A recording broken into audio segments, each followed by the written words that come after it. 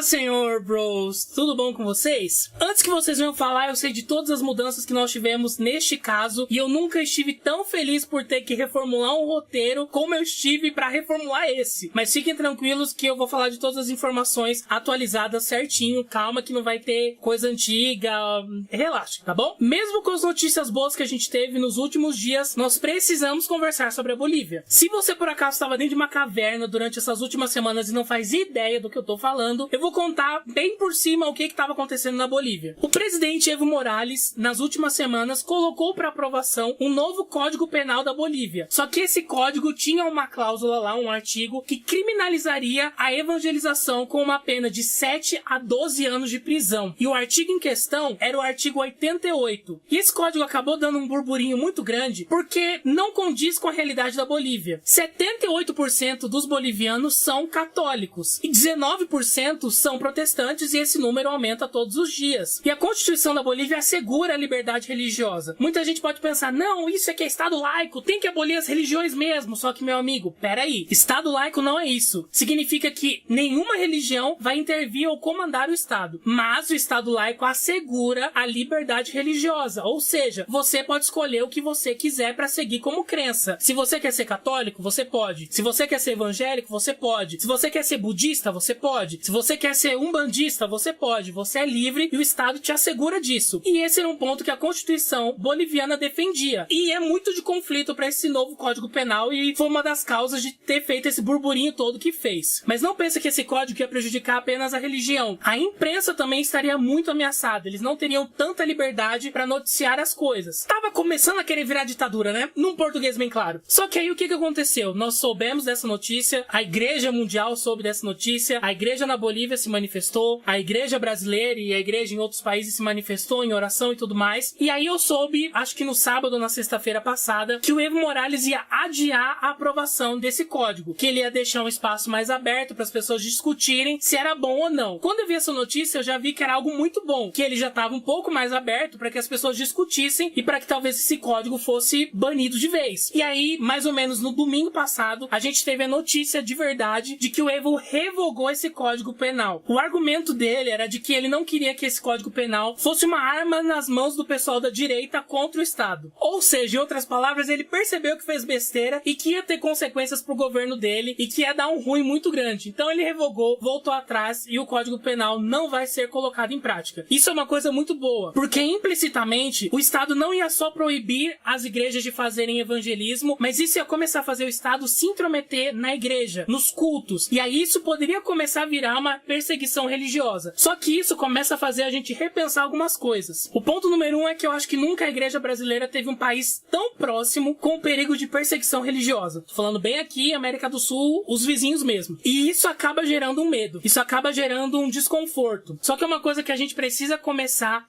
a vigiar. Porque eu preciso ler um texto com vocês que tá lá em Lucas 21, versículo 12 e versículo 13. Mas antes de acontecer tudo isso, vocês serão presos e perseguidos. Vocês serão entregues para serem julgados nas sinagogas e depois serão jogados na cadeia. Por serem meus seguidores, vocês serão levados aos reis e aos governadores para serem julgados. E isso dará oportunidade a vocês para anunciarem o evangelho. Nesse contexto, depois você lê aqui todo o capítulo 21 de Lucas, mas nessa parte Jesus estava falando sobre os últimos dias. Ele estava contando algumas coisas que aconteceriam nesses últimos dias. E uma dessas coisas que ele diz é que nós seríamos perseguidos. No Facebook, você deve ter visto que uma galera começou a colocar o fim dos tempos e não sei quem, não sei o que lá. E realmente, a gente tem que começar a botar as nossas barbas de molho e começar a nos prepararmos para isso. Porque as coisas estão caminhando para tal. O cenário já está sendo montado. Eu já cansei de falar isso em vídeos aqui. Que o cenário para a volta de Jesus está sendo montado. Todos os dias é uma coisa que acontece que você começa a perceber, eita preula. E pensa, um país do nosso lado quase começou a perseguir os cristãos, e você precisa de mais que prova de que Jesus está nas portas aí, meu filho. Aí você vai falar, mas foi revogado. Eu entendo que essa foi a vontade de Deus, de que Deus permitiu que isso acontecesse pra gente acordar, pra gente dar uma chacoalhada nas ideias, tanto a igreja boliviana como a igreja mundial, gente, porque isso foi uma coisa que abalou o mundo. E eu creio que foi Deus dando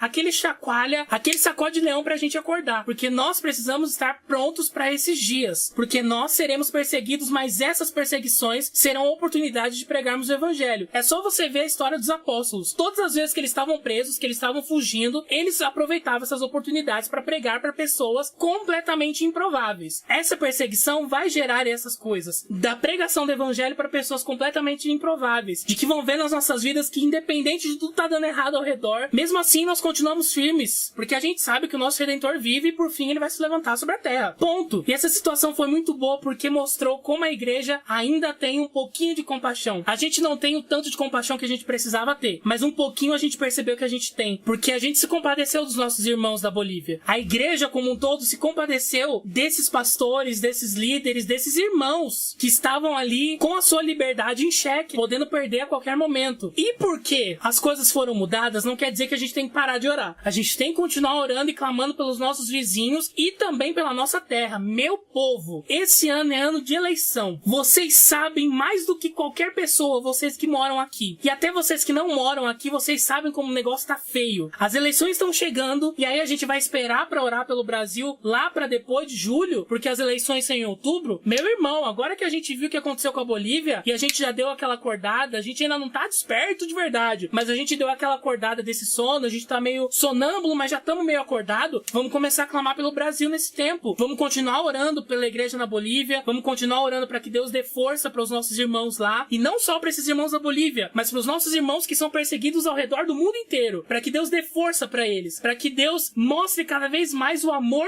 dele por eles, que eles se sintam cada vez mais amados e protegidos, independente do que aconteça. Isso a gente precisa ter desde sempre. Então, já que aconteceu essa situação que fez a gente dar uma despertada, vamos aproveitar essa oportunidade, vamos orar pelas igrejas perseguidas, vamos lembrar das igrejas perseguidas, ore pelos países perseguidos, pela Coreia do Norte, que é o país onde a perseguição é mais forte, onde os cristãos são mais mortos. Vamos orar pela Bolívia para que esse código não volte em pauta, para que ele seja esquecido de uma vez, e vamos orar pelo Brasil, porque se a igreja não levantar, meu Deus do céu, vai dar muito ruim. Nós somos a igreja, nós precisamos fazer alguma coisa, e a nossa guerra a gente ganha de joelho. Vamos pedir para Deus nos dar força, para Deus nos dar autoridade, para Deus nos dar ousadia, não pra gente sair batendo nas pessoas que pensam diferente, não pra gente sair agredindo, não, mas pra gente conseguir ter atitudes de igreja, para que a gente comece a servir realmente o mundo, começar a servir o Brasil, e que o Brasil comece a ser transformado pela ação da igreja. A gente precisa acordar, porque, gente, pelo amor de Deus, eu tô muito tenso esse ano. É um desabafo que eu faço com vocês, eu tô muito preocupado com o que vai acontecer, porque as coisas que estão acontecendo no Brasil não são boas. Eu sei que é bom começar a pipocar essas coisas de corrupção e tudo mais, mas a gente tá vendo que tá aparecendo gente, tá aparecendo os nomes, mas tá acabando em pizza. Gente, a gente precisa continuar se levantando. A igreja se levanta e aí esmorece. Aí a gente se levanta e aí esmorece de novo. A gente tem que manter a constância. Que nem eu falei no outro vídeo aqui no começo do ano, não adianta querer começar voando. Vamos começar caminhando, porque é o caminhar que cansa. Então a gente tem que caminhar aos pouquinhos, mantendo o ritmo e clamando por essa terra, para que Deus faça alguma coisa. E não só para que Deus intervenha na nossa terra, mas para que Deus nos use como igreja e que a gente comece a entender de verdade qual que é o nosso papel como corpo de Cristo. Porque muitas vezes a gente fica fechado pro nosso umbigo gospel e a gente esquece a nossa função de igreja que a gente precisa fazer para as pessoas que estão lá fora. Isso não é vazão para você querer viver uma vida de Raimundo, viver entre dois mundos lá, é uma Hannah Montana gospel. Não, mas da questão da gente servir ao mundo, da gente fazer a diferença no mundo, das pessoas olharem para nós e verem um refúgio, não porque nós somos bons ou porque nós somos fortes, mas porque Deus está conosco e porque eles conseguem ver Jesus em nós. Eles conseguem ver que a gente está com o nosso alicerce bem lá no fundo e nada que vier vai nos abalar, porque nós estamos fincados lá no alicerce forte, lá na rocha. Nós estamos vivendo os últimos dias. As coisas estão acontecendo muito rápido e nós precisamos parar de ficar olhando pro lado, de ficar pensando na morte da bezerra, ficar preocupado com entretenimento barato, de parar de ficar ouvindo coisa triunfalista barata. Meu irmão, vamos ler a Bíblia, vamos fazer alguma coisa e vamos impactar esse meu Brasil, porque as coisas precisam acontecer e a igreja precisa se mover. A igreja precisa ser igreja. Meu Deus!